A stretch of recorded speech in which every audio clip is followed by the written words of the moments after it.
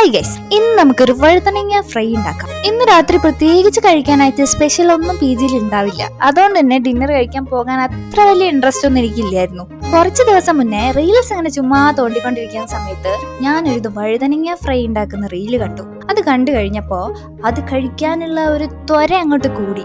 ആ സമയത്ത് വാങ്ങിക്കൊണ്ട് വെച്ചതാണ് ഈ വഴുതനങ്ങ. എനിക്ക് ഈ സാധനം അത്ര വലിയ ഇഷ്ടമൊന്നുമല്ല, എന്നാലും ആ വീഡിയോയിൽ അവരുണ്ടാക്കുന്നതും കഴിക്കുന്നതും കണ്ടപ്പോ ഉണ്ടല്ലോ അത് ഉണ്ടാക്കി കഴിക്കാൻ തോന്നി. പക്ഷെ അവരുണ്ടാക്കിയ സെയിം റെസിപ്പി ഒന്നല്ല നമ്മൾ ഉണ്ടാക്കുന്നത്. കാരണം ഇവിടെ നമുക്ക് പരിമിതികൾ ഉള്ളത് കൊണ്ട് ഞാൻ എന്റേതായ ഒരു റെസിപ്പിയാണ്. കുറച്ച് ഇഞ്ചി വെളുത്തുള്ളി പേസ്റ്റ്, അതിലേക്ക് കുറച്ച് മുളക് പൊടി, മഞ്ഞപ്പൊടി, ആവശ്യത്തിന് കുരുമുളക് പൊടി, ഉപ്പ് ഇട്ടിട്ട് കുറച്ച് വെളിച്ചെണ്ണ ഒഴിച്ച് മിക്സ് ചെയ്തിട്ട് ആ മിക്സ് ഈ വഴുതനയിലോട്ട് ഇങ്ങനെ ഇങ്ങോട്ട് പുരട്ടി കൊടുത്തു.